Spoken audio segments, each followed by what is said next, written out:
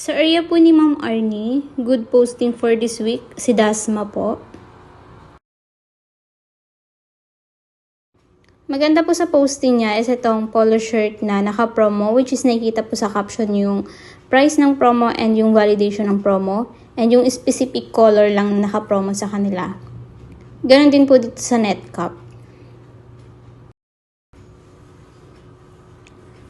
Kapag mga ganitong posting po, papost na lang po sa main account. Hindi po dito dapat sa page siya pinopost.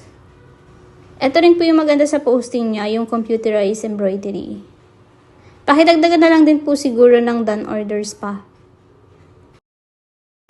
Needs improvement naman po si RP Tacloban. So ito po yung page niya. Dito po sa posting niya ng Netcap, okay naman po. Pero paki-attach na lang din po sana ng video or dagdagan pa po yung mga done orders ng Netcap. Same po dito sa white mug. Then paki-indicate na lang po sa caption kung any design na ba yung 99 or kung may minimum po ba yung 99.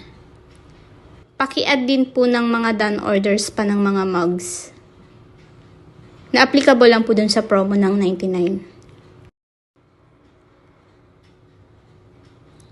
Ganon din po dito sa Tumblr. More than orders pa po and paki-insert po ng video.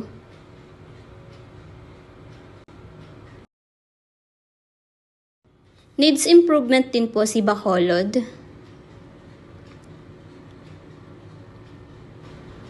Masyadong mahaba lang po yung caption.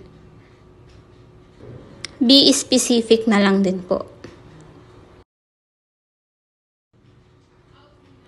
So, yung dito po sa posting niya ng Magic Mug, much better po siguro pa gawin na lang po sigurong video or reels na kung saan napapakita yung pagbabago ng mugs.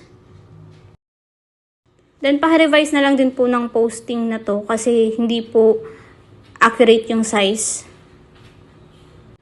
Pakialis na lang sana yung white background po. Parang ganito lang po yung template niya dapat. Wala naman pong full store na may 0 to 2 posting. Most message received po si Dumaguete, Davao, Dasma, Fisher Mall, and Cebu. Ang may 5 value increase per day naman po si Iloilo, Bacolod, and Tacloban. Branch fulfillment po mayroong 3 transaction amounting to 8,290.